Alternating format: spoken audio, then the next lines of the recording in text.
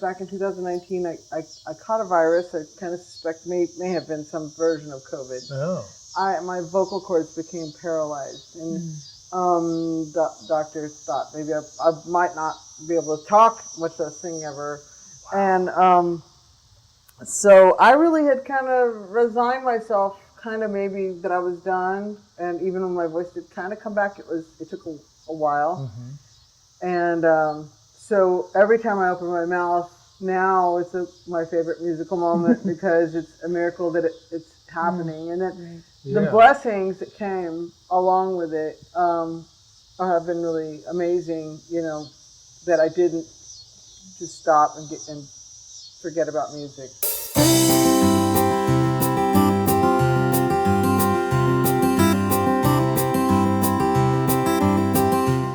One, two, three. Okay, cut that part. Blooper one. Edit. Take two. Oh, 1, 2, 3.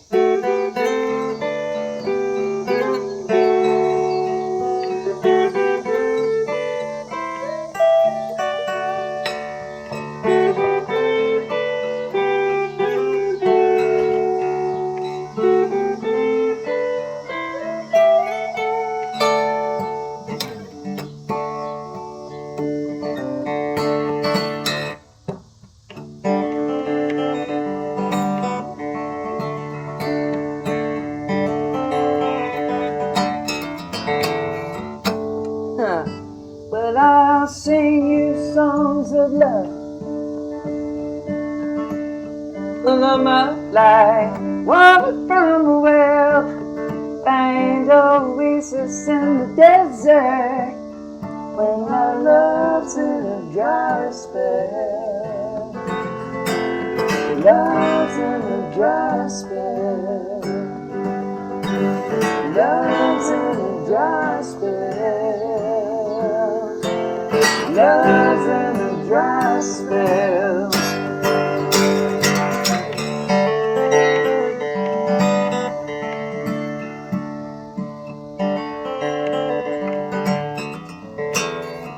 But it's all one, none next. Love survives on memories best. Living in this desert's just one big test when our love's in a dry spell. Love's in a dry spell. Love's in a dry spell. Love's in a dry spell. Love's in a dry spell.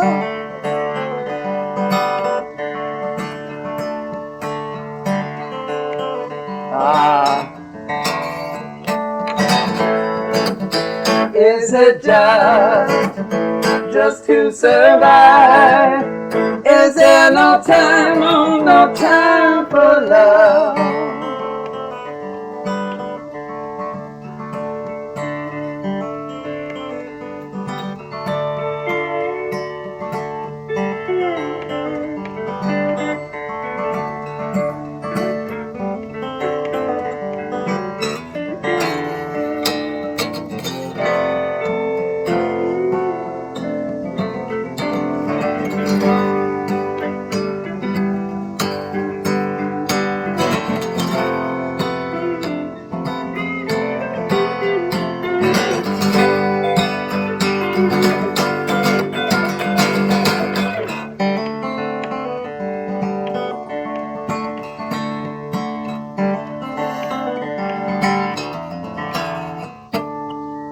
It's been a long, hard road in a town, and I feel I'm coming round, and I feel that first drop of rain hit the ground. I've been running for days and days,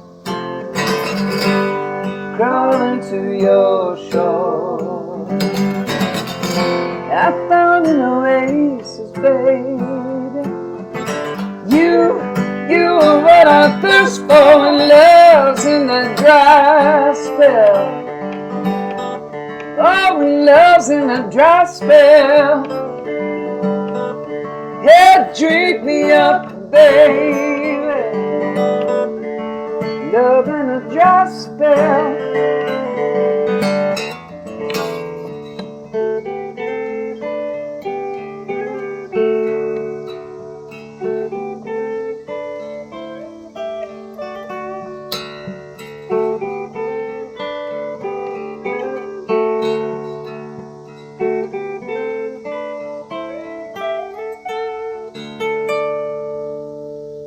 All right. So it's kind of lame, two people clapping for you. Oh, but no. Man, that is awesome. Thank you. Lamer if you did Thank you. Thank you. Everyone, thank you. All the birds. So you guys have just elevated, been a while, to the next level and beyond. That was phenomenal. Thank you so much. No, that was great. So we have not had that kind of entertainment here ever. So that's awesome. That's perfect. Well, happy to be your first, I guess. Yeah, absolutely. Do you often have, I know you often have people here, but have you ever had musicians here? We've had a couple, not to your level. Oh. Not to your level. So, I mean, we've had some good ones, but when I say some good ones, too. That we know of. Yeah, we had one gentleman here that he brought his guitar, and we were going to sing out here, and we had invited some people, and it was just so hot. It was just brutally hot, so it just didn't that makes it hard. Make it work as well. But anyway, but no, this we should have invited a whole bunch of people. I don't know what we were thinking. Well, we were planning on last night, and then today rain kind of messed things up. But anyway, all that said, it's good to have you guys here. This has been a while. This is our little podcast, and we're here in the grain bin. And we have special guests, Liz and Caroline or Carolyn? Line. Caroline, okay. Wanted to make sure. Thank you. I normally get names wrong. I just do. So last night I called you Carol. I don't know what I did. But anyway. It's because we look so much alike. That's it. Exactly. Yeah. And as you can tell, you kind of like playing together. Yeah. Oh man, that's that was for fun. sure. So I'm Steve, and this is my wife Colleen, and we're the hosts here. So we are Boondockers welcome hosts, and you're probably around 170-ish that we've hosted here, so we've had a lot. And we just started up these conversations this year. Okay. And there's so many great stories, so many neat things, what people have been through, what they've dealt with. I wish I would have started this sooner, just documenting some of these stories. So I'm gonna kind of leave this open. I know you guys would be okay playing a little bit more. Sure. Of course. Definitely, I'm okay with it, and you'll put up with it, right? Mm-hmm. Yeah. She's more musical than I am by far, but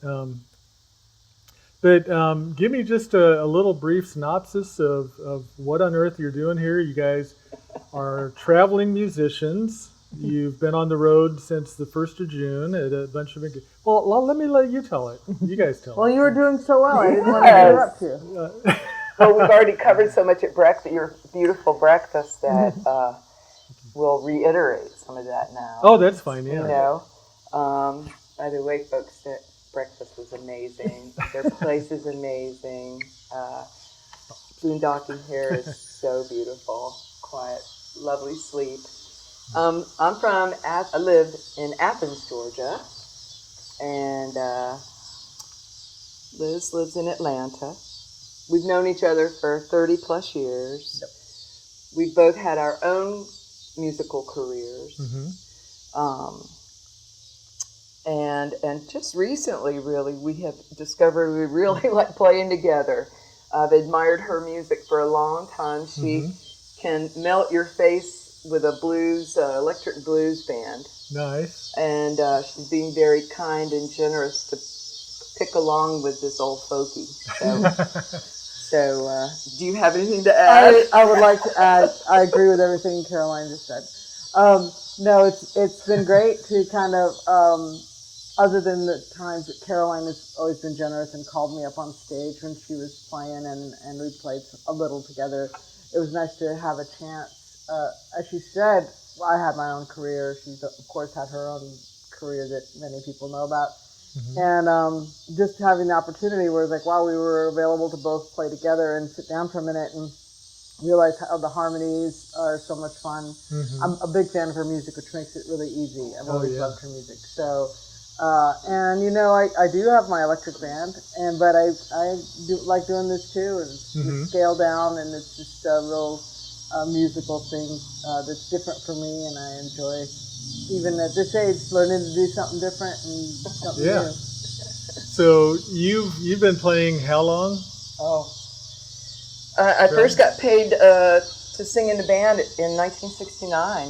1969. Yeah, and that kind of did it for me. I was like, oh, you'll make money by this. You know, it's better than a newspaper route. Yeah. And, you know, and I had some wonderful neighbors that were in a band. And so that's where I cut my teeth, Long Island, New York, 1969. Okay. Long story how I got there. We won't go there right now. But so I've just been playing professionally ever since. Now, I generally do not give the last name of our guests. You're public folks. If you would like to, feel free to say who you are, and how people could reach out to you if they're interested in hearing more. Well, thank you. Yeah. Caroline Aiken. Liz Menendez. And you can find us many ways. We do have a website called Yes Ma'am Family Band, which is Yes Ma'am Family Band. I love it. I love it. And we have lots of friends who join us from time to time. Okay. So the sound is always changing with all the different wonderful musicians that come and sit in with us. Sure. But we're the core. And Liz Menendez music. Yeah, LizMelendez.com. Any iteration of LizMelendez.com net or org I have secured, so you can find me even just Googling. Okay. And find me on Facebook. All right. And CarolineAiken.com also. Okay. So thank you for that. Yeah, certainly. Why don't we've got a little brief snippet of your story. Do you want to jump into another tune? Sure. Is it too early, or do you want to warm up? Sing with the cicadas. All right, singing with the cicadas. Between hello and goodbye, maybe? That might be a next band, Singing with the Cicadas. I love it. I absolutely love it.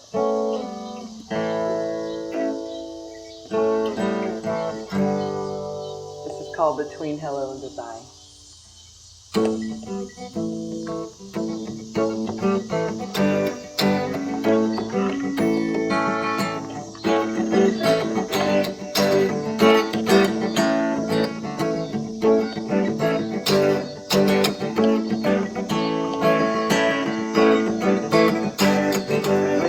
Someone you want the bed, just like you want down the bed. But when you need someone, you take them just like they are. Yeah.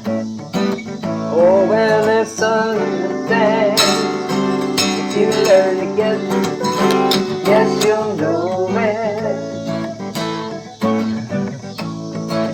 If it's love again, you got to learn to get it back. Don't step on a crack, don't expect your money back. Desire follows me on a trip that never ends, planting you seed between hello and goodbye. There's a lot of tears, there's a whole lot of love. Yeah, between hello and goodbye, there's a lot of tears and a whole lot of love.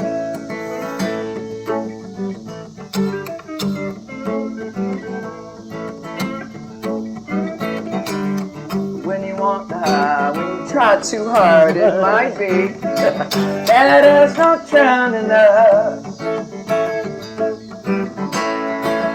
Keeping up your guard, trying to go with the punch. Oh, yeah. Well, there's a little thing. If you learn to get to that, yes, you'll know it. Yes, you will. And if it's lovely day, you got to learn to give it back. Don't step on a crack. Don't expect your money back. Desire follows me on a trip that never ends.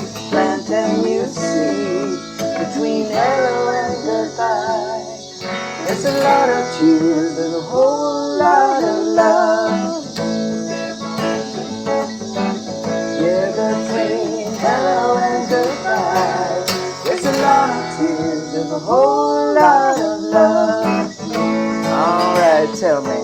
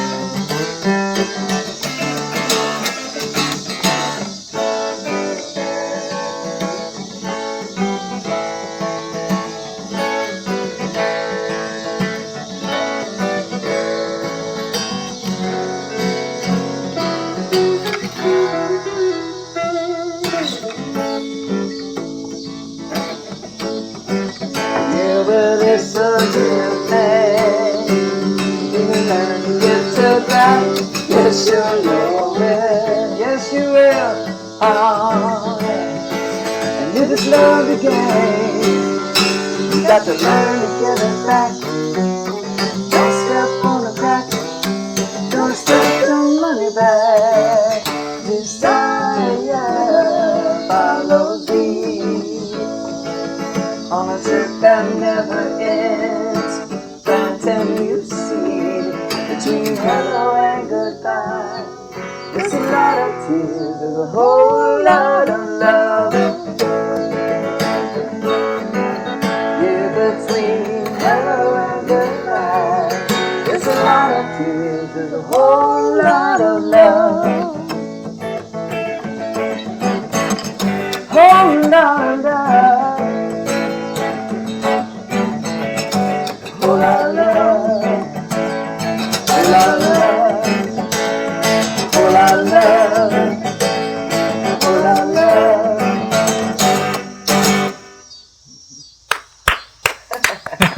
Thank you. Oh, I love it. That is great. Plant a new seed. Yeah. Yeah. Yeah. Is that apt? You guys have such a wonderful garden and so many beautiful I things know. here. Oh. So perfect for you. Man, this is. I just kind of want to quit talking and just let you guys play. So, oops, looks like the mic dropped jumped your- off there. Your mic. So Well, hopefully, did it just now happen? Because just now happened, yeah. Yeah. Okay. I have the Yeah, little. I think you moved your guitar up there. Okay, good. So, the guitar. I can tell did you're it. singing from your heart. Do you you write your own music? And are there stories behind these songs that you come up with? Many times there are. The first two that we've sung, Dry Spell and Between Hello and Goodbye, I wrote with a man named Moses Moe, who's well known in our area and elsewhere, actually. He's in a band called Mother's Finest. Okay. And I would say that our songwriting process was just joyful, and he's so much fun to play with, and he just throws out ideas, and it got me to throw out ideas, and so really what these last two songs were is just me and Mo having fun, writing maybe a message of love, a message of human condition. Yeah. Very cool. Well, you love what you're doing. Yeah. Liz, tell me a little bit about how you got into this. Well, I made a wrong turn at Albuquerque. And, so, how I got into music, or how I got into this particular? Sure. Both. Whatever's the most exciting story. I was born in Albuquerque, and I grew up there, and did music there for a long time, and made the decision to move to Atlanta in the 90s. So that's when I met Caroline. Just 1 second. Let me check the volume on your. Yeah, I think you're good. Okay. Do you have a lot of blue lines on there? Can you see? I cannot see. It looks like you're good. The furry part was covering it up. You want me to start over? Yep. Thanks. So, as I was saying, I grew up in Albuquerque, New Mexico, and moved to Atlanta in the mid-90s. So that's when I met Caroline. I was in my 20s. Okay. And saw her for the first time at a place called Eddie's Attic. It's a big club. Later, I would record a live album there, and she had recorded a live album there. So nice. It's a great music venue. And knocked out, of course, because her music is amazing and she's amazing. So it was like, wow, this is, you know, the benchmark for what Atlanta music was, and I knew I'd made the right move to be there. My own band is Electric Blues, so I'm doing like my own music. I've got several albums out, which you'll see on my website. But it's Electric Blues in the style of Eric Clapton, Stevie Ray Vaughan. I get compared to Stevie Ray Vaughan a lot. I still am a big fan and grew up listening to that. And so been an electric guitar player for my whole life. That's always been my first love is electric guitar. So it's a nice combination to do the acoustic electric thing. It is, yeah. So. Yeah, I have a couple guitars that are very, very lonely. Oh. It's a sad thing. So I need to get them out. I'm okay, but I mean, on a, you know, here's you and I'm down here but somewhere. No. I teach a lot of adults and kids, and never compare yourself to anyone. Okay. Do it for the absolute joy of feeling that thing. That's true. Yeah. Resonate against you. Yeah. The thing about guitar is the tuning can be the most difficult for someone. So if you want help with tuning later, I can help you with that. So then your guitar is ready. That's true. For you to enjoy. Yeah. Good point. Okay. Are you self-taught, or did you take lessons yourself? My older brother taught me my first chords on the guitar. He was kind of my first inspiration. My mom sang in the choir, and I started piano at about the age of 5. So I didn't start playing guitar until I was 10. So that's my progression. Your dad was very instrumental. My dad was a musician, so I had it always, and I have no memory of not knowing how to do it. So just because there's very little I could hear electric guitar, and he would teach me things even very small.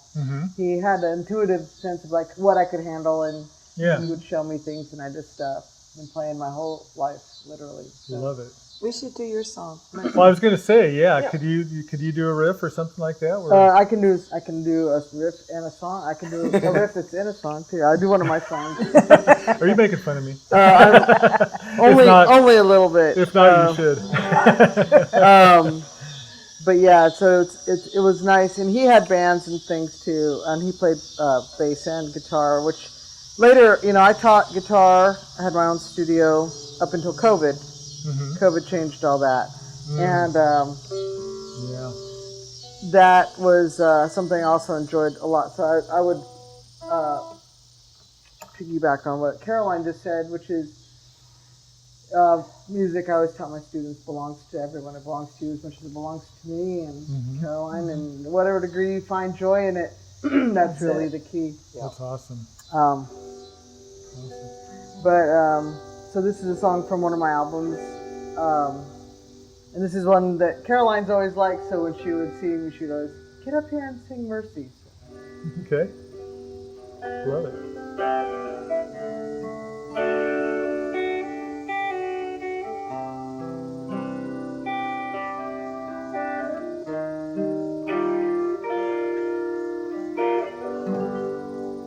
On this cold November day, you will see me smiling. Oh, but it's been a while since I could laugh again, talking with my friends. Now you'll hear me sing. Oh, now that I'm okay,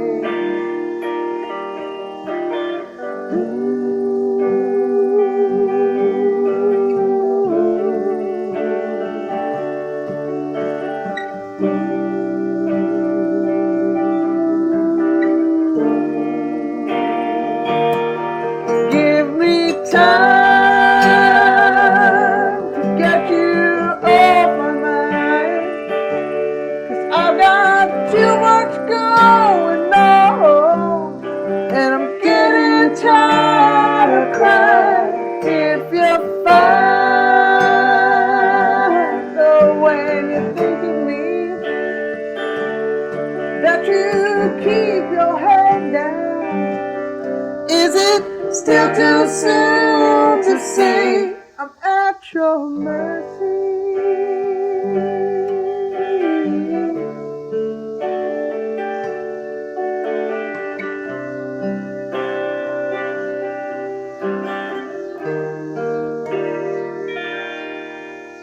And it's true, oh now what they say,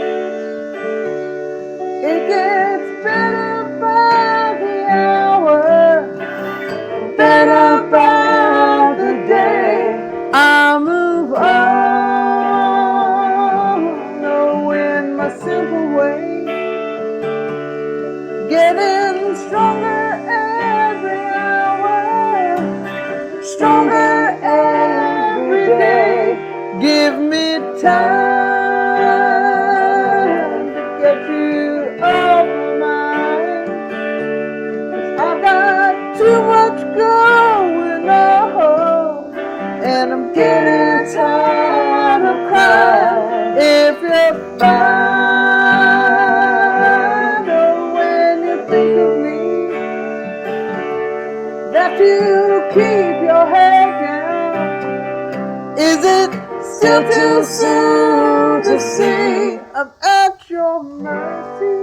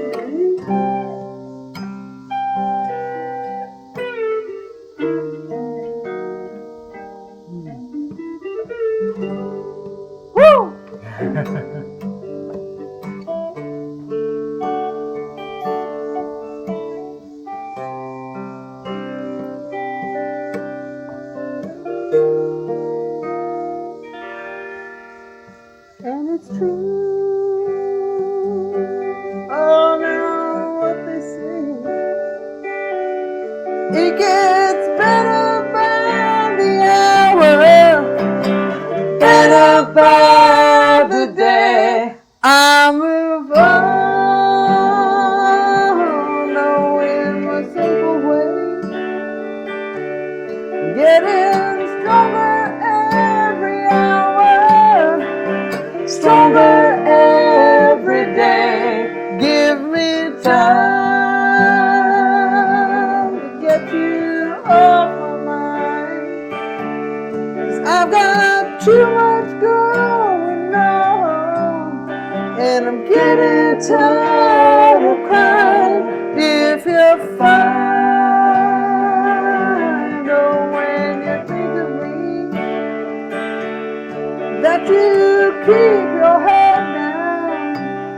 Is it still too soon to see I'm at your mercy?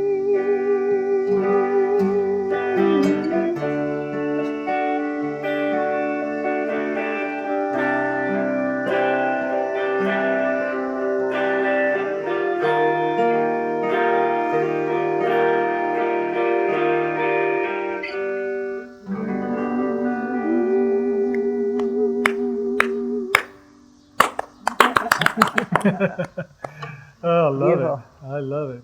So Thank you you. can really get into it, huh? A little bit. Yeah, yeah. I think you just barely touched the surface of what you're able to do, and that was phenomenal. Pretty So, much. I mean, yeah. she's holding back. Yeah, yeah. Oh, back. that's all right. No, this is great. I'm in So, polite company. I'm trying to behave myself. yeah. I love it. Certainly, you're talking about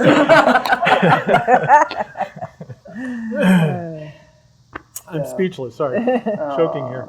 No, that's good stuff. So, what's your favorite music story? Now, maybe it's a goodness. That's a good question. It's a time good you had a chance to sing with somebody, or time somebody. I'm sure it's not the time you played for the Slates. That's probably not your number one. Oh, memory. it's pretty close. It might be High your up most. on there It might be now. your most recent, but it Keep might. talking, and we're going to move up the list. What about you?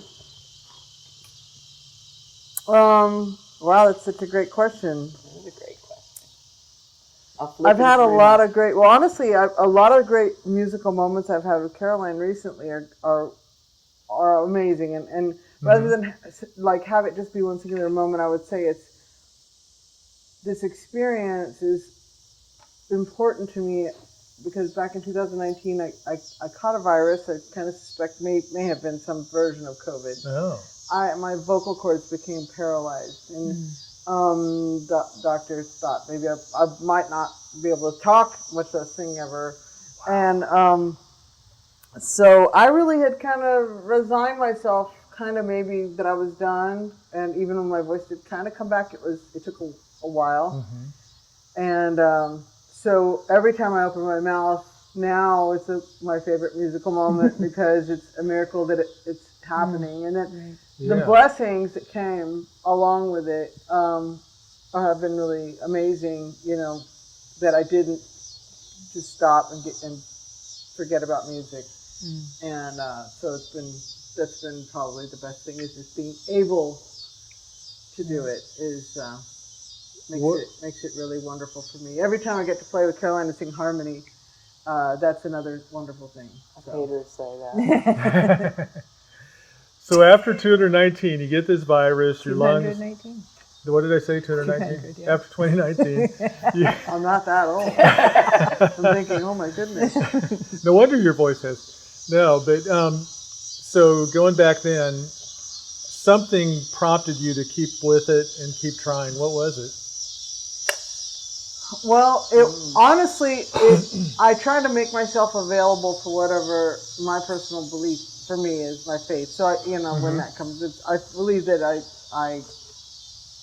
try to make myself available for whatever Providence calls for. And I learned that from a variety, as we've discussed in over breakfast, and I won't go into detail here, but things that really gave me the opportunity to reprioritize my life in such a way to have faith and to trust and surrender. And because I try not to wrest things into being until I feel like that's my job to do. When I have to use some ability or some talent or skill, then I try to employ that. But it was really just as long as I made myself available, and I just didn't really take on and get into my ego about it, what my voice sounded like, what it didn't sound like, and just being able to do that it seemed to me the opportunities appeared, and that's kind of how it works for me anyway. That's how it has worked for me and continues to work for me. So the door opened, you walked in. Yeah, and as long as I showed up, to do it, and I really just have to, honestly, sometimes it's tough, but you make yourself available as best you can. And when I did, and this door opened and I walked through it. Yeah. Oh, that's awesome. I love, the backstory is so much.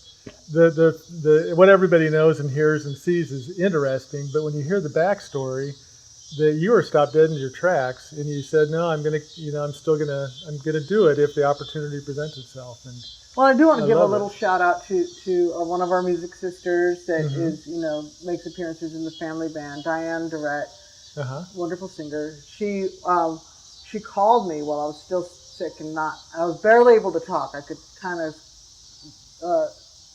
make words that people could hear, speaking voice, and she called me to come play a show she had put together for women in blues in Atlanta, and I told her I can't sing anymore. I can't, but I can play. So that really was the catalyst for what kind of, again, that phone call came to me. Yeah. And I did it to the best of my ability at that time. Couldn't sing on that show, but I could play guitar, and that kind of, so shout out to Diane for making that phone call, because that may have made the difference, all the difference in the world, for what I'd be sitting here right now. For sure. You know. Did it kind of destroy your confidence for a while, or did that ever? I mean, No, I don't really identify myself by what I'm able to do. So it made me sad that I wouldn't be able to do it. But it didn't.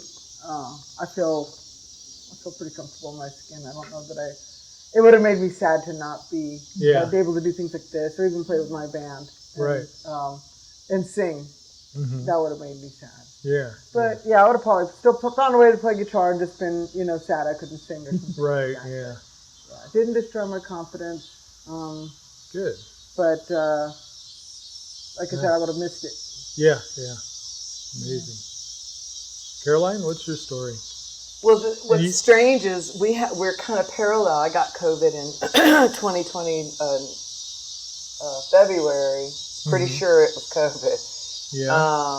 Long story short, it destroyed my lungs. And also affected extremities, and we don't want to go there.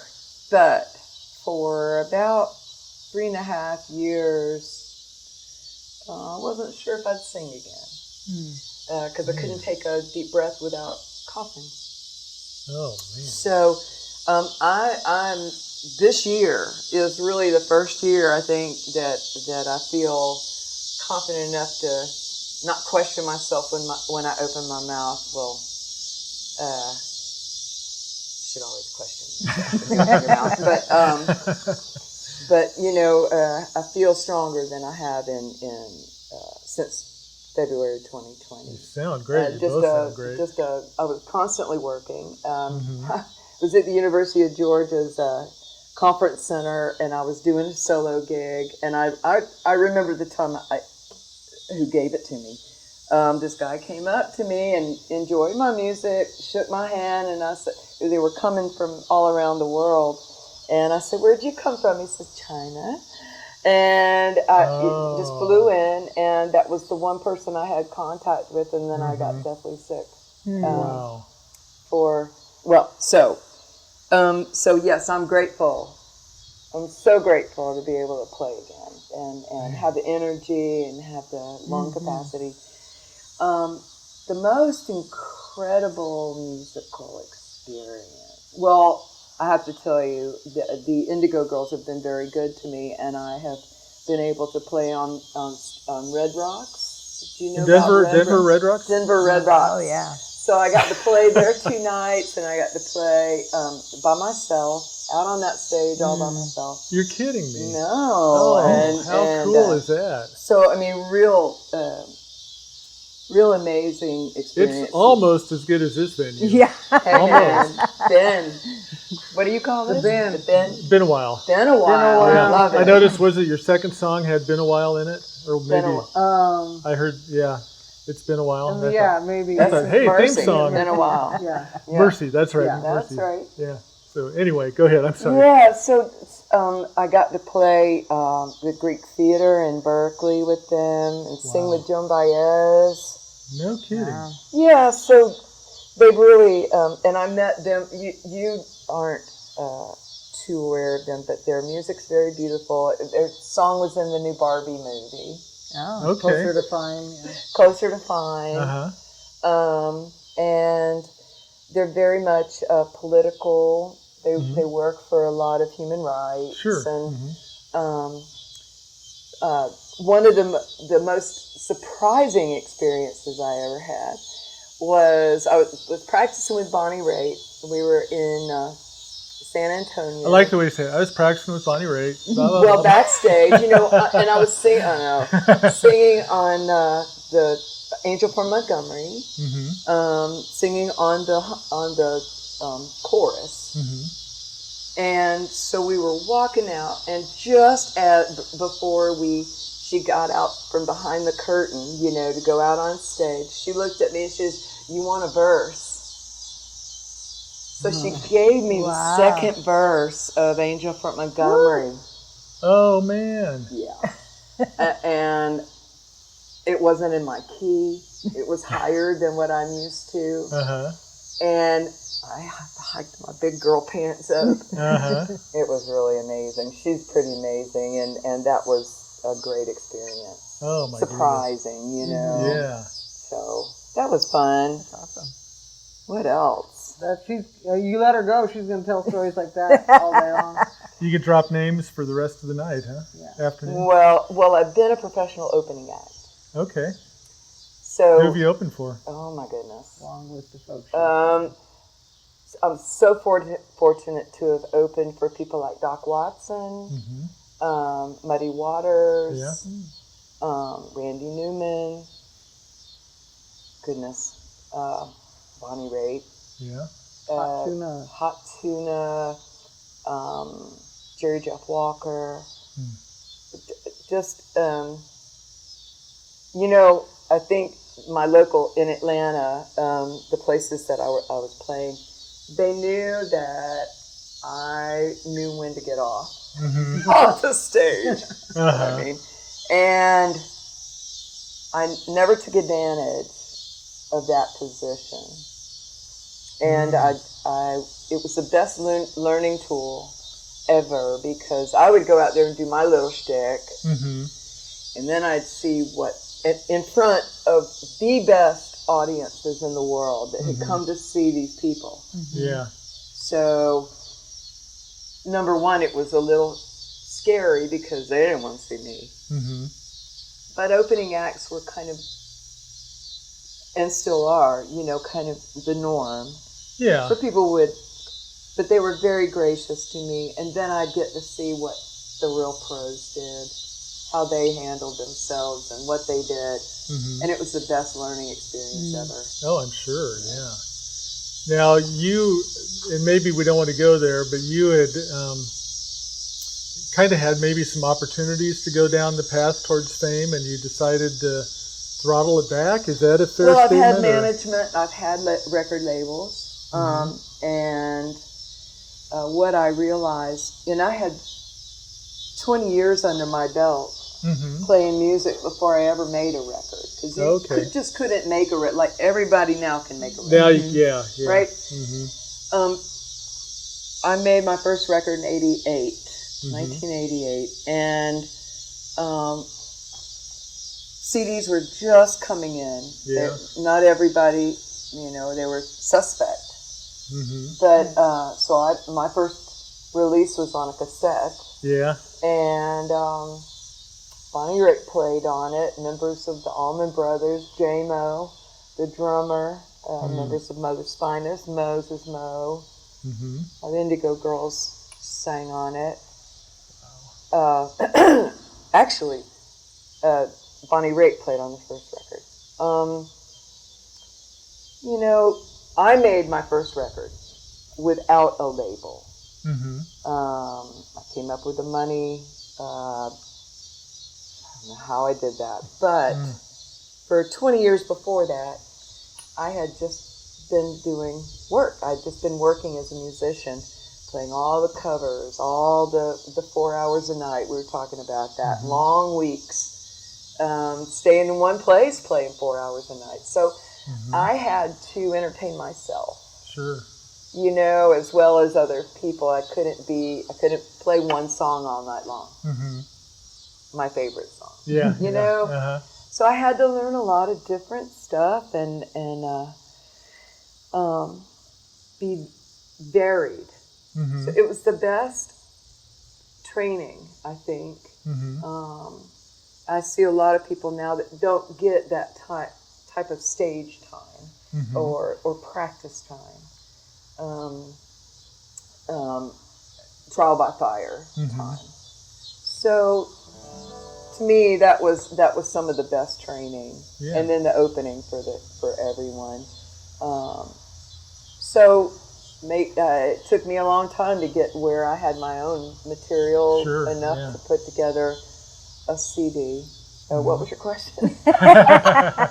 You were kind of headed down that path, and you've decided to maybe not do everything that you say it. Yeah. And if you don't want to go there, we'll cut that part out. I was in that range of being able to see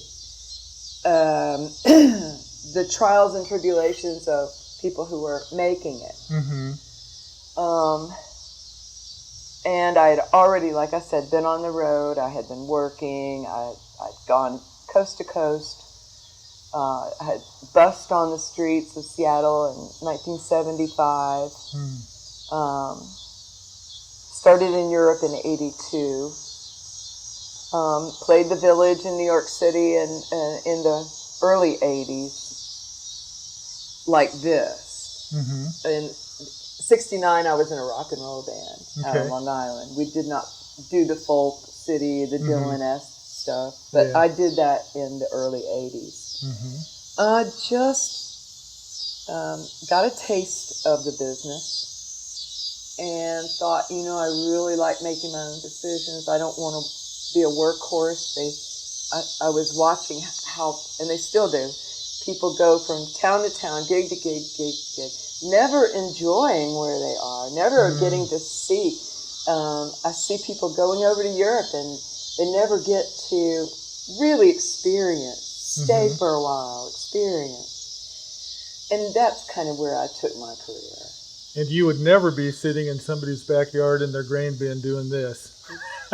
So we are blessed by you guys. Well, and you don't get to, like, a lot of agency over your music. I don't think that the catalog of music that she has would be possible or as possible if she was throttled, like she said, to keep producing this sounding. This song worked more like that. Right, like that, exactly. And because she's got a lot this of body of work. In the kitchen. Yeah. When your viewers go to see her body of work on her website, they'll see this really wide range of music. And she does play piano too, so we don't have that out right now. But I mean, it's so it's such a treat. The variety of music is really a treat. And I think that's testimony to her, commitment to her art. All those hours of playing. Yeah, to being an artist. So let me make a statement, and you can tell me if I'm wrong or not. But so you've never made it, but you've had a whole lot more fun. Oh yeah. I mean, making it means making it to many people is how many millions of records did you sell? Right. And that means, it's important to the bank, and it's important to your managers and record labels. Yeah.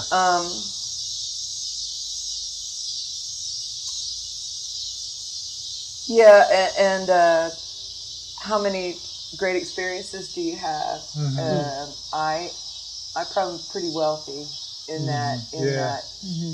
Rich in experience. Yeah. So, very cool. So if I had to judge success for someone, it's almost like, you're judged on how you were loved, at the end of your life. Yeah. And I will say, and that she's going to roll her eyes and she's going to go, it's a lot of artists owe her a debt of gratitude. Also, only because I've mowed that. When I got to Atlanta in '77 from the West Coast, I'd been out on the West Coast. Like I said, I'd been in Seattle, been in Southern California. And when I got back, I wanted to play music in Atlanta and the surrounding areas. And a girl with a acoustic guitar was not. It was not bluesy. Blues and rock, the Allman Brothers, and Grinder Switch, and all these Southern amazing rock, and so here comes this little girl with an acoustic guitar. It was so I found the gigs that I could play, And then there was this wonderful guy named Eddie Owen. He's still around, still promoting music, still has his own theater and wonderful production. That he was just booking this little tavern. And long story short, I came up with him. I'd play his little tavern, and then he said, I'm thinking about buying this building or renting this building, and it was called Eddie's Attic. And it's become just this well-known place now. Everybody wants to play there, but this was early 90s that we got into Eddie's Attic. And then I don't know if you've ever heard of Sean Mullins. He had Rockabye. Yeah. Just some really great people. You've heard of Sugarland. John Mayer. John Mayer. All these people came through Eddie's Attic. Oh, really? Okay. Caroline Aiken. And we just forged the, Decatur, Georgia was a ghost town. It's a suburb of Atlanta to the east, and it was the old courthouse was all boarded up. There was absolutely nothing going on in Decatur, and Eddie went there and made it happen. Nice. And I was riding the coattails of Eddie, really. But then it was y'all come here and play. Of course, it happened before Eddie too, because the Little 5 Points pub in Atlanta was where I really started. So in 78. So it just, Atlanta slowly embraced the acoustic scene. And I was lucky enough to be in on the early stages of that, I suppose. Okay. Yeah, Atlanta's been a really good place to play music. Atlanta's got some great, the South is like, but here we go to Seattle, and we meet Christine Gunn of Trillion Green on cello, who blows our minds, and we gel like crazy. So you're hearing us play. So imagine a cello playing with us. It's just really beautiful. It is. And then we have a sister in Atlanta named Donna Hopkins, who's a fabulous blues player, guitarist, gritty, just great stuff. Wow. So yeah, Great songwriter too. great songwriter. Danielle Howell.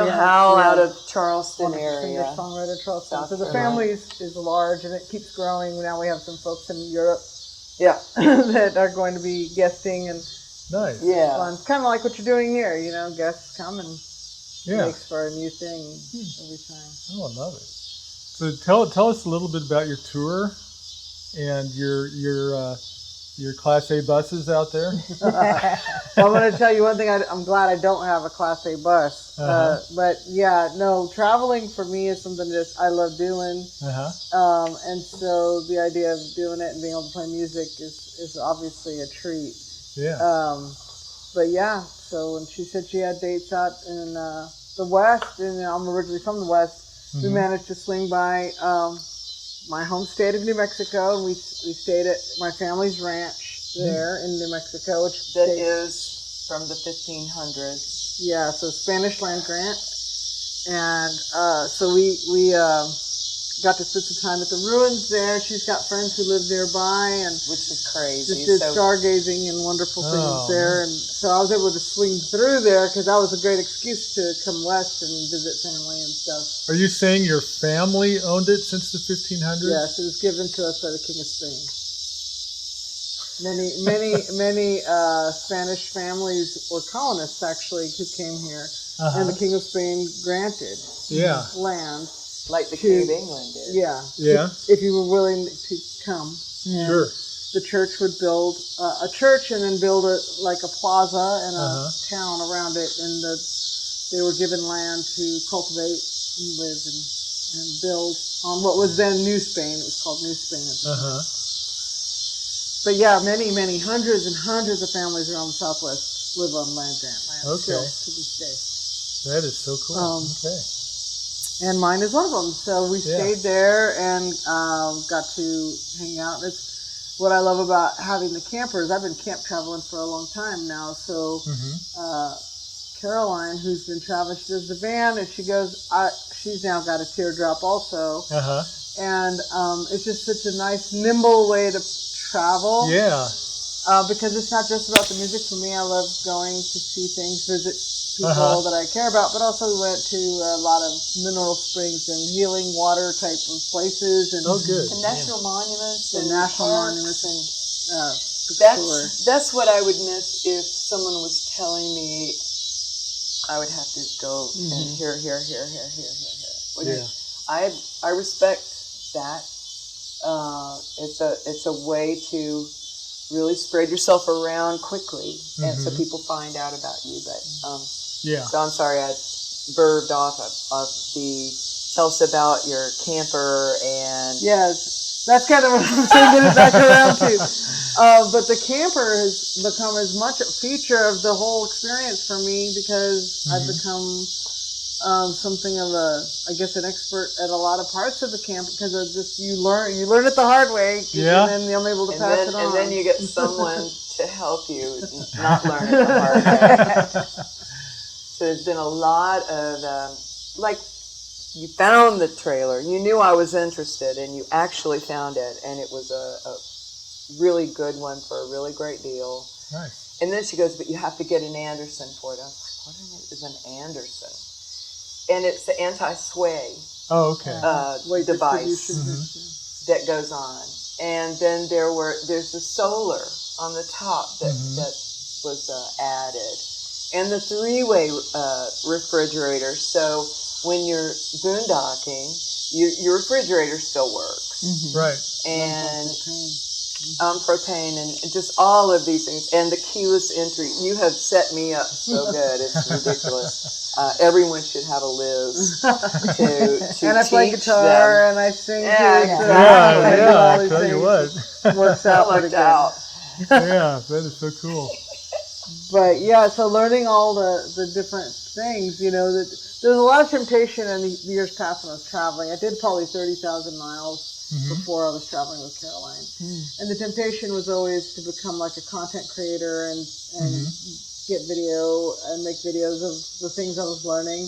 Yeah. Before I had the camper, I built out my Xterra into a micro camper, and I mounted a solar panel on the roof, and I had a little mini fridge inside. Like, it was off grid. It was boondockable then. Wow. And that was the first iteration I had, and I traveled, like I said, about 30,000 miles all over the country. And what year was this? That would have been 2019, 20, somewhere in there. That was when I started getting really interested in it. And I think that folks seeing my pictures and stuff wanted me to make more videos, and I just felt like I didn't want to get saddled with making videos. There you go. I can tell you, the editing, I'm probably 10 videos behind now. Right. And then this you're part's easy. Trying to catch up. So if your channel were to, get more involved and people start demanding more content from you, now you're on a treadmill. Right. And I didn't want anything to take me out of the moment of what I was experiencing. Yeah. It was really nice to be able to marry the two finally of music and easy enough to put my guitars in the back, my e-bike. So when we play things like Oregon Country Fair and everything, I've got solar panels to put out. I've got power banks. I've got everything to be completely boondock someplace at a festival like that. And I'm able to pass a lot of that knowledge on to Caroline in this case. Yeah. But it's so free. It feels so freeing to just be able to just go and then get someplace and play guitar, and then somebody kind of gives us a nudge and says, "Hey, there's a mineral spring over there. There's hot springs over there, and we can go and hang out there for." That's really what this tour has been about. It's been about just living. That's the kind of thing about it. It's not the going, and it's not the playing and getting knocking out a tour. It was really interesting meeting you guys. Like, it's all been like this. It's been where we just keep meeting people and having a lovely time. And as we talked about earlier about connecting and how important at a time like this it is to connect with people in a real way and genuine fundamental, authentic way. Right. I feel that there's almost a ministry in it that is music, but it's also just connection with people.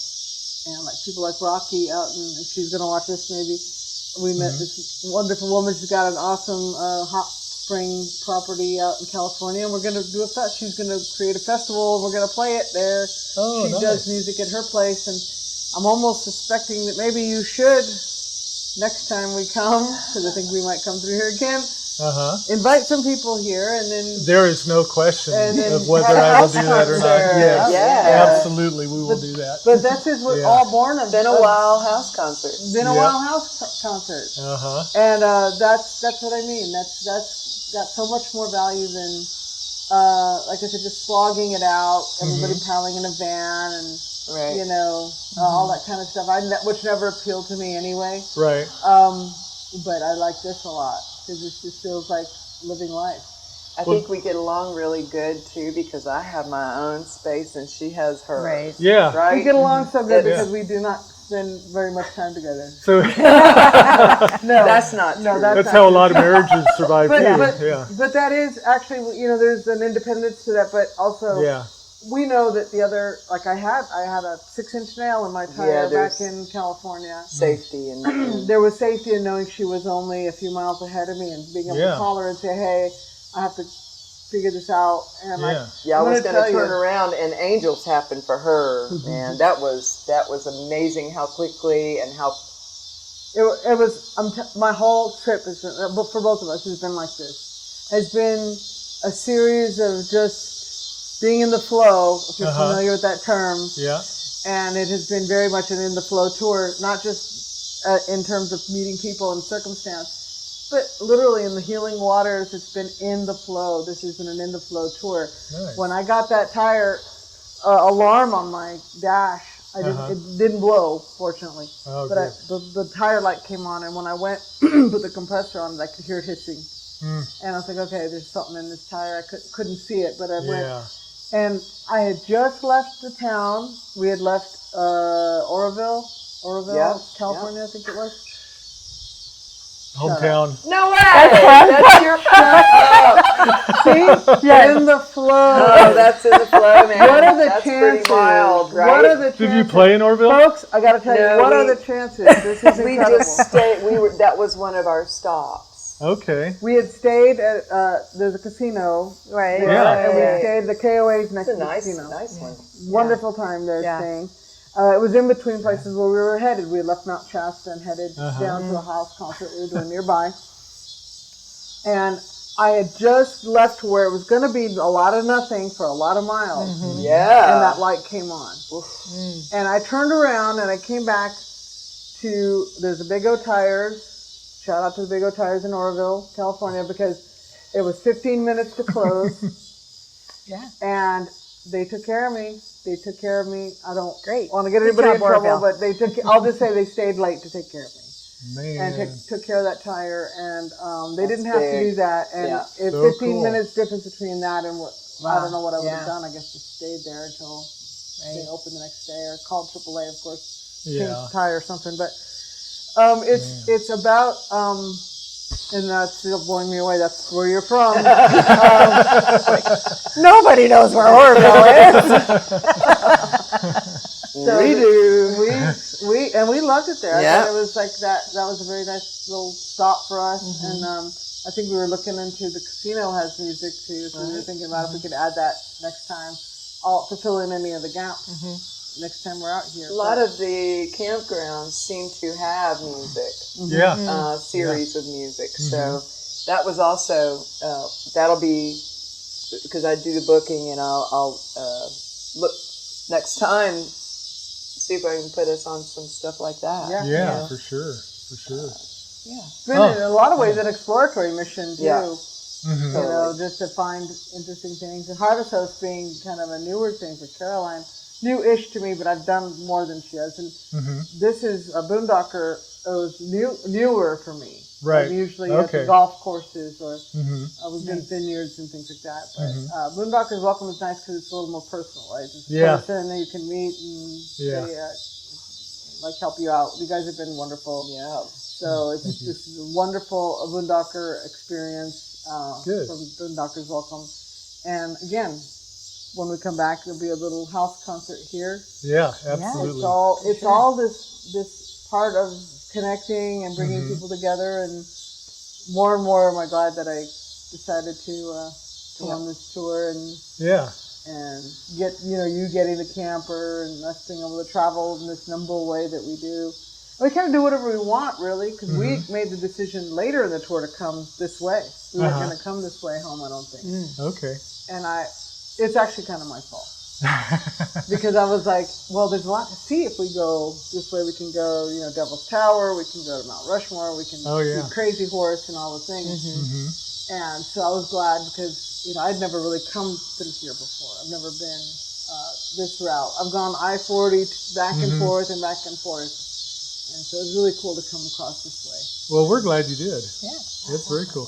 Now, do you guys, I had a thought when you were talking about the 2 teardrops, and I just thought, is this going to now be a trend among the big bands? You'll just see a line of teardrops. Maybe. I'm going to tell you what's cool about it is if you wanted to break off into those seasons, the other person doesn't have to. Exactly, right? Exactly. Or if you have family or friends you want to go visit, you can have time to go do that, and somebody can go and do something else. Yeah. I work from the road. I work remotely, and I have 2 jobs, and one of them is teaching, and so that there are things that I do remotely.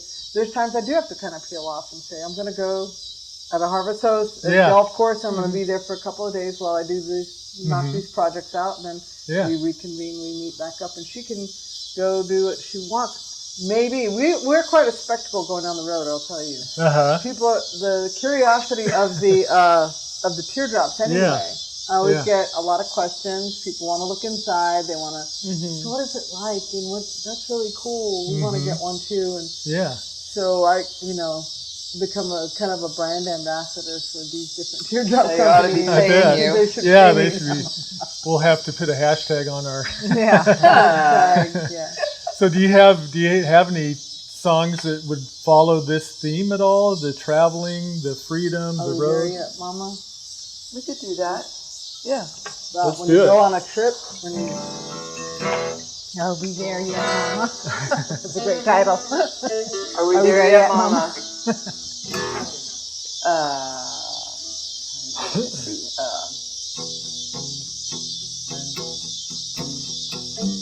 All right, children. Come on, let's get in the car.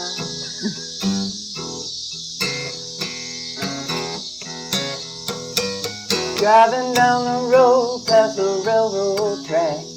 Whole lot of howling from the kids in back. Are we there yet, Mama?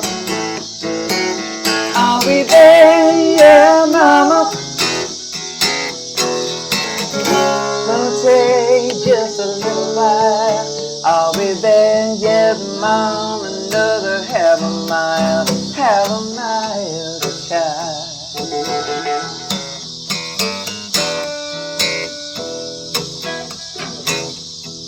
8 miles back, there's a mean old man.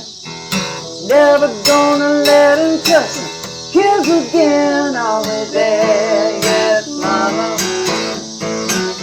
Are we there yet, Mama? Gonna take just a little while. Are we there yet, Mama? Another half a mile side. Alright now. Are we there yet, Mama?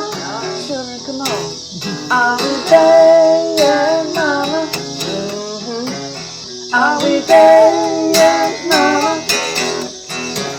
Are we there yet, Mama? Alright. Tears in her eyes, all the clothes in the trunk.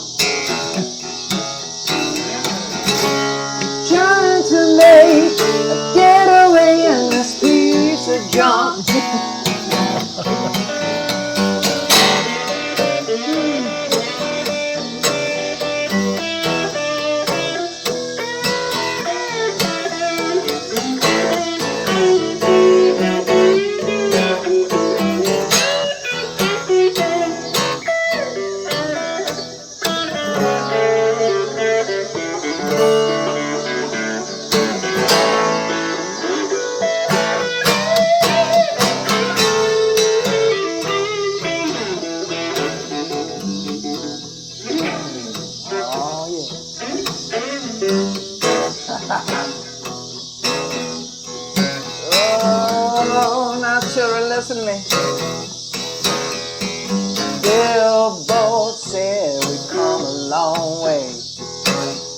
what a woman can't do today. I'll be there, yes, mama.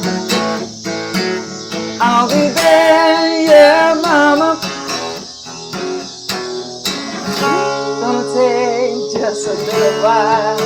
I'll be there, yeah, mama. Never have a mind, have my style.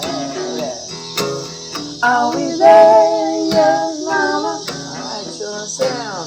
I'll be there, yeah, mama. I'm coming back there. I'll be there, yeah, mama. Don't make me turn this car around now, children. Come on. Just sit down in that back seat and let's ride a while. Enjoy the ride. Oh man, that is. That's Oh. such a true song. Yeah, it is. Is this on any of your albums? Yep, I have I'll leave it with you. And I've got a couple of albums. One of them, that's the title cut. Okay. So I'll leave that. Can you get this on Spotify? Either of your Yeah, you can hear all of my stuff On our website. on the website. on the website itself? Okay. Okay. All right. Yeah. Don't even have to go there. Nice. Yeah. You can find me on YouTube and YouTube, iTunes, and Spotify, and on my website too. So And just keeping track of all that's got to be a nightmare. It's a nightmare. Yeah. Good grief. Yeah. But I've heard that like Spotify pays so well. Yeah. No, it's actual theft, and I just wonder where our legislators are. Oh, really? Yeah. Is what I'm asking. But the high earners, the big earners have what's the word? They have leverage. Right. It's us little guys that are, tens of thousands of listens instead of millions and millions, and they don't care about us. And they use ours to Even at millions of listens, you got fractions of a penny. fractions Right. of a That's what I've penny, heard which is, is odd. They're using your content. Yeah. I guess you can opt. I have quit putting my stuff up in places where people are doing that. I don't care anymore. It's kind of I'd rather just not give them more content. Mm-hmm. But it doesn't seem very fair when. So I'm with a publishing. I'm a publisher and an artist at BMI, and I mean, up until Spotify, I was getting a check in the mail for people downloading my stuff, but now no one owns their music. You just rent it while you're listening to it. So yeah, you're right. if you don't pay your The streaming model is really devastating. And I saw it coming as a disruption that we would never come back from a long time ago. Yeah. And so there's kind of a famous devalued music, really. viral video of Pharrell Williams who did the song Happy. It was just probably one of the biggest songs of the time. And he's showing his check from BMI, or I think it was BMI. $1,500. Wow. It's like the biggest song in the world at the That's time. crazy, yeah. So when you get fractions of a penny, that's what they add up to, even for a song that big. So the only thing we have control over is live. People have to, engage with you and like pay to see you live or whatever comes to you live. Right. It's the only thing an artist really has any control over. That's right. Goodness. And the merch, we have merch. We need to give them Yes, we're giving you guys some t-shirts. Cool. Yes Man Family Band. Yes Man Family Oh, Band. love it. I love it. So Yes Man Family Band is really just kind of Caroline calling us all to the table. It's like a traveling feast of music. Now it's spreading worldwide as far as the reach of she knows so many people. So when Caroline calls, people will come. And so Christine, for instance, they had known each other already. And so the opportunity was like, hey, this is time to do that. And Christine's such a wonderful musician to add. Yeah. But, we've been doing it. Now we're going to Europe next year, so we're going to be adding some of her European family to the family band. Neat. Europe and Germany, Netherlands, Scotland, Wales, and UK. That's awesome. Is kind of a loop that I make. And very, very great musicians that open their doors and their stages and say, yeah, well, come and share this with me. So it's really an amazing, it's like you opening your home. It's the same attitude. And I really appreciate what you're doing. I really do. Thank you so much for this wonderful stay. Well, it's rich for us. I mean, it really is. I mean, how else could you get stuff like this? Our own private concert. I know. It shouldn't be private, but yeah. That's great. Well, next time we'll invite. Well, let's we probably need to wrap here pretty quick, but I give us a couple of pro tips. We had mentioned this earlier, from being on the road, what you've learned. You kind of went that direction a little bit. What are one or two things that Anderson hitch, right? Okay. Well, the Anderson, so making sure that you're towing safely if you're going to tow something, for sure. And the Anderson. Towing faithfully. Safely. Oh, safely. I like faithfully. You can tow those two things can go hand in hand for sure. I want to have faith that it's still back there. That it's still back there, yeah. But that it's going to be safe to tow. The Anderson I liked because folks that had reported having one, especially when you have a blowout or something, God forbid, the Anderson tends to hold your tire up. And in addition to it being anti-sway and weight distribution, it's not the big clunky bars. I recommend the Anderson. Okay. So Anderson Company, yes. I'm not getting any money from them. I owned it. I paid for it, and so did she. Yeah. And it has been great. Good. And it's relatively easy to use instead of the big clunky bars and a big heavy hitch that I can't even lift. Yeah. That's great. But make sure you're towing safely, that don't take for granted that you don't need it. Because the thing about guys, no offense, but guys always try to tell people, you don't need that. That's a little trailer you don't need. And the problem with a trailer, losing control of a trailer, you don't know you need an anti-sway hitch until you need it, and then it's too late. Yeah. Right. Usually, as you are realizing you've lost control of the trailer and you're about to flip, probably is when you wish you had it, and that's not the time to realize. Right. No. So that's just me being erring on the side of safety for sure. Do your research and rent one for a while. We've had that before, yeah. Rent one for a while to see the right size. Rent a few different sizes and types, and make sure before you put the money down, because some folks will buy a trailer and it's either too small, and they find out the hard way, and they've got to trade up and probably take a pretty big hit on it. Trailers don't always hold their value. Right. The new camps, the little guy trailers do kind of hold their value. The Airstreams do okay. The Casitas and the Scamps tend to hold their... Yep. So we're in the tiny trailer family over here. Those trailers tend to hold their value. Yeah. But if you got a family, reconsider getting the big trailer. If you have kids love tents. Sometimes it's better to have, the kids can tent outside and instead of buying a gigantic trailer that's hard to tow. Right. So those kind of things, test it out, do your research. There's plenty of Facebook groups. That's another thing I recommend. Join the Facebook groups for faith keeps coming up out of my mouth. The Facebook groups for the different types of camping and campers, they all have. So Little Guy has our own, New Camp has their own. And you find out there's a wealth of information in there. Good. So when you're stuck and something isn't working on your camper, you can usually search in one of those groups, put it out there, say, hey, I'm having trouble with this, and somebody will have a recommendation for how to solve your problem. Those are a few little tips I would say. Good. Okay. Do you have any? Well, I keep learning from her, because this is... Take a Liz with you wherever you go. Take a Liz I'm telling you. Wherever you go. But the reviews that you look ahead and she's the logistics person. She's looking ahead to find the best place to go, like here.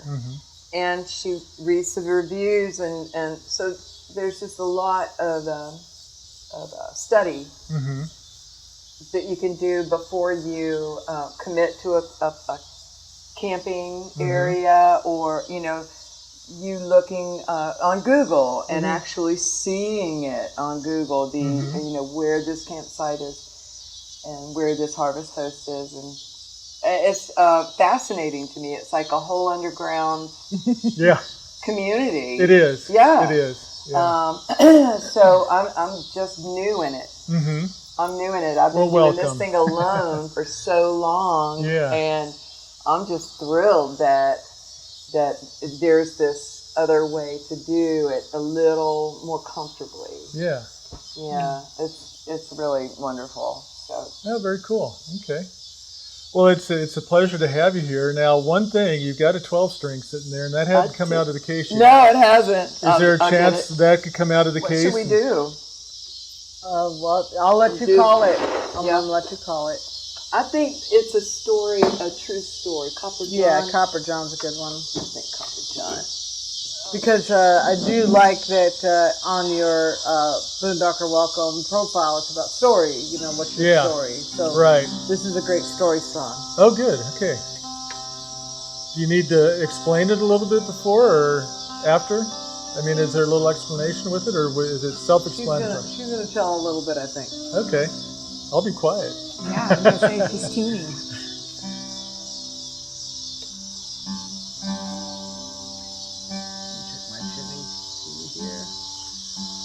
Been in the car. Yep. Yeah. Who would have thunk it? Putting it in a hot car was going to cause so many problems. Oh, man.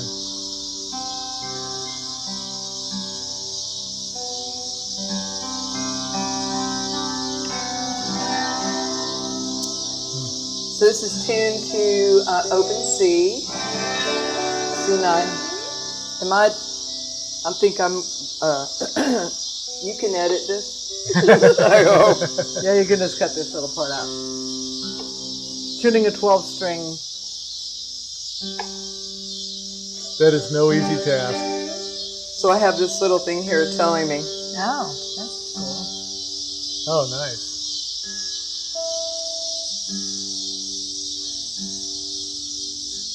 Very sensitive. Mine's fighting me a little bit.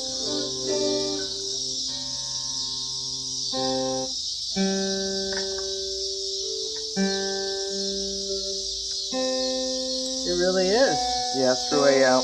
It's fighting me here, this guitar. We are kind of in the sun. Yeah, well, it was hot when I got it out of the car. Yeah.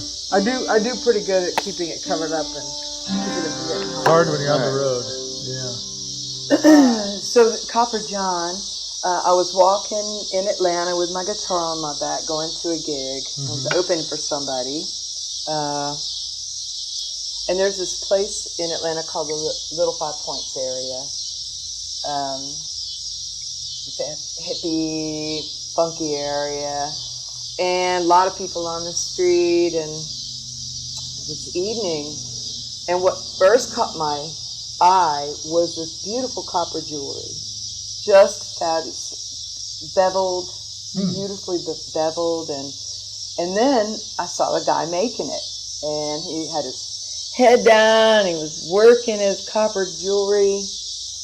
And I said, wow, how much for this one? And he saw my guitar, and he said, half price for a song. And so the song includes what I've just told you, but it also includes, I worked very hard to remember what he told me as I sat there and played and visited with him. Okay. So this is called Copper John. Nice. 1, 2, 3.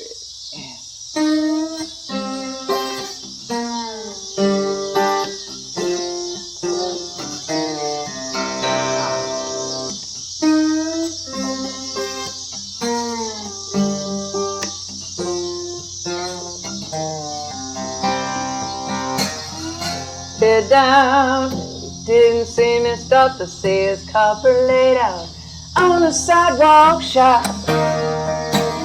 I pointed and said, how much was this one?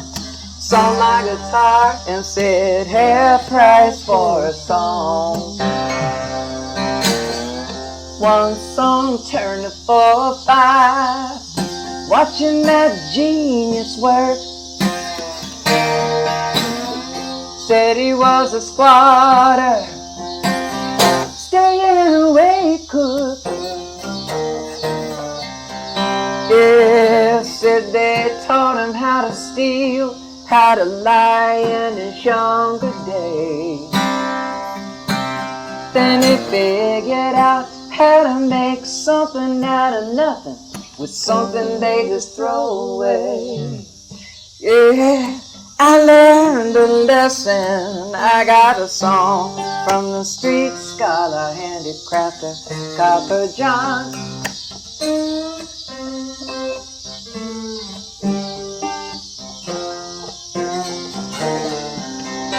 Oh yeah, should've asked 50, thought he'd ask 30.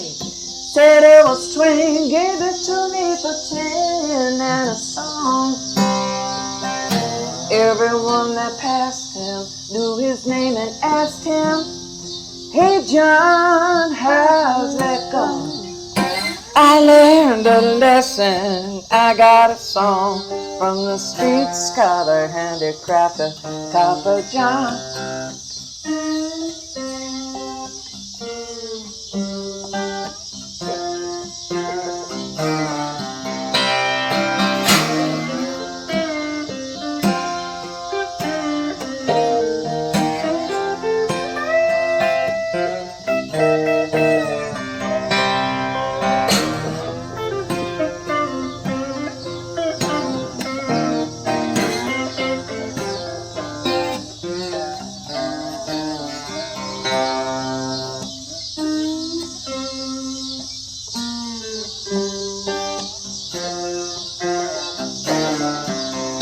Well, I see him on the street from time to time. By his hand work copper with that honorable shine. A man hard pressed to lose still found a way to stand his ground. I learned a lesson. I got a song from the street scholar, handicrafter, Copper John. I learned a lesson. I got a song from the street scholar, handicrafter, Copper John.